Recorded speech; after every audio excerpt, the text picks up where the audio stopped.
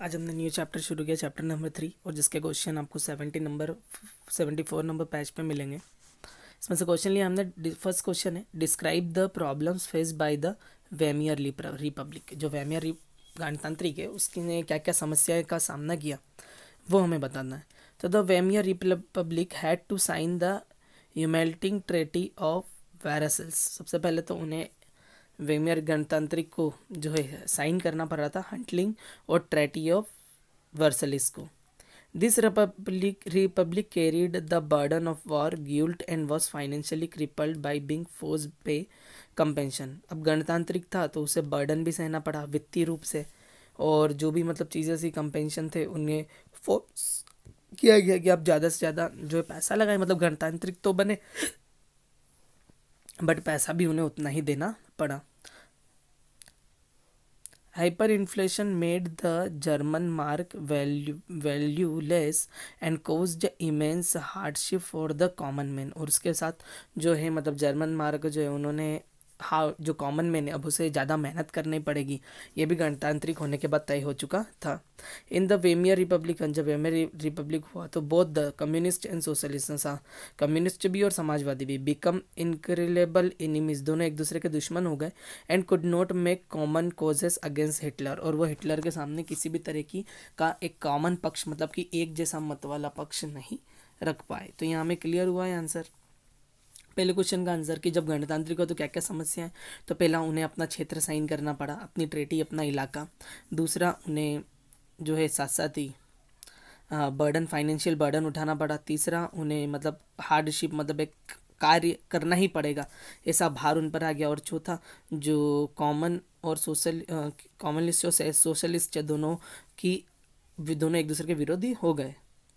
Next question है, what were the peculiar feature of Nazi thinking. Nazi thinking के जो feature हैं हमें वो बताना है। तो पेक्यूलर फीचर मतलब कि जो कुछ खास फीचर हैं नाजी थिंकिंग के वो इस प्रकार हैं। पहला है, they believe that strong should rule the world and the rest should accept their leadership. वो चाहते थे कि मैं एक मजबूत तरीके से शासन करूं और पूरा राष्ट्र जो है, पूरा देश जो है वो क्या करे, मेरे लीडर ने नेतृत्व को एक्सेप्ट करे, स्वीकार कर रहे या उन्हें करना ही होगा। They believed in final racial hierarchy where the Nordic German Aryans were at the top at the Jews at the lowest rung. वो चाहते थे कि वो ज़्यादा से ज़्यादा मतलब तरक्की करे, आज वो भले नीचे हो लेकिन कल वो दूसरों की तरह ऊपर जाए और दूसरे जो ऊपर है उन्हें वो नीचे कर दे। द नाजिस थॉट दैट, जो नाजिस का थॉट था, जेव्स वर देयर ग्रेटेस्ट इनेमीज, जो जेव्स थे उनके बहुत बड़े दुश्मन थे। तो जेव्स वॉज टॉर्चर्ड एंड किल, वो चाहते थे कि जो जेव्स है उसे टॉर्चर करे, उसे सताए, उसे परेशान करे और अंत में उसका खून कर दे, उन्हें मार दे, उन्हें किल कर दे। Next, from very young age, और जब वो बहुत ज़्यादा युवा थे, children were indoctrinated both inside and outside school with and Nazi ideology of nationalism and war. वो चाहते थे कि बच्चों को आंतरिक और बाह्य दोनों तरफ से मतलब ऐसी शक्ति, ऐसी ही चीज़ें, ऐसी आइडियोलॉजी, ऐसी विचारधारा उनके राष्ट्र के प्रति आ जाए कि जब भी युद्ध हो या लड़ाई हो तो उनके मन में देश के लिए या अपने राज्य के लिए मर मिटने वाली भावना रहे। मतलब कि इस बच्चों को भी शिक्षा में यही सिखाया जाए। ये तीनों चीज़ें, चारों पॉइंट हैं नाजी थिंकिंग के जो क्लियर हुए हमें कि वो मजबूत लीडरशिप में विश्वास रखते थे। वह अपने दुश्मन को बहुत बड़ा दुश्मन मानते थे जिसे वो सबसे नीचे लाना चाहते थे। उन्होंने अपने दुश्मन को टॉर्चर करना और उसे मार देने का भी कार्य किया था। और उसके बाद वो चिल्ड्रंस को चाहते थे कि उन्हें देशभक्ति वाली ही शिक्षा दी जाए ताकि वो युद्ध के समय अपने देश के लिए मर मिटने को तैयार हो जाए। नेक्स्ट क्वेश्चन है, explain why Nazi propaganda was effective in creating a हेटेड ऑफ जेव्स। और जो नाजी है उसका प्रोपागेंडा, उनका जो प्रचार था वो जेव्स के लिए एक विरोधी कैसे बना। तो Nazi successfully exploit the low position का पूरा शोषण किया ऑफ जेम्स, जो जेव्स की थी।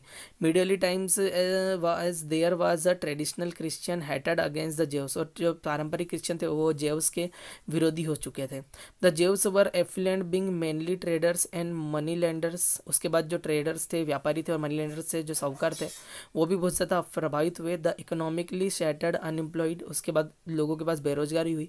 German people easily developed hated against them, German people के मन में भी इसी स्थिति को लेकर के जो है विरोध जेव्स के लिए आ गया। The Jews lived separately in marked areas called ghettos. उसके बाद जो मार्क्ड एरिया था, जो एक बना हुआ क्षेत्र था जेव्स का, वो भी चला गया था। The Nazis introduced the hater theory against the Jews, और नाजी ने ऐसी ही एक थ्योरी रची थी जिससे लोगों के मन में जेव्स के प्रति बहुत ज़्यादा बुरे विचार आए। From the very beginning of the child's school life, और बच्चों की स्कूल लाइफ से ही इसको शुरू कर दिया गया था। So that they grew up with this hatted, और इस कारण जब बच्चे पढ़ करके निकले तो शुरू से लेकर के ही जेव्स के प्रति मन में विरोध का भाव या घृणा का भाव लेकर के ही निकले। नाजी आइडियाज़ वर सेपरेट थ्रू विजुअल इमेजेस, उनका जो कार्य करने का तरीका था इमेजेस के द्वारा, विजुअल जैसे इमेजेस है, पोस्टर से, स्लोगन मतलब नारे, इमेज मतलब फोटो, पोस्टर आप सभी को बताइए, लिफलेट्स, फिल्म्स जो मूवीज़ वगैरह दिखाई जाती है, वीडियो वगैरह दिखाई जाती है, उसके द्वारा। This propaganda work on the minds and emotions of German people, और इसी प्रचार ने जो है जो जर्मनी के पीपल है उन लोगों की मानसिकता, विचारधारा आदि को बदल दिया, जिसके कारण जेव्स के प्रति लोगों के मन में बहुत ज़्यादा बुरी भावनाएं आ गई और उसका विरोध जो है एक बड़ी आइडियोलॉजी उनके लिए बन गया। तो यहाँ पर हमें क्लियर हुआ आंसर कि कैसे नाजी के प्रोपोगंडा ने जेव्स के प्रति इतना प्रभावित रहा कि लोगों के प्रति उसके मन में उन्होंने घृणा का भाव भर दिया।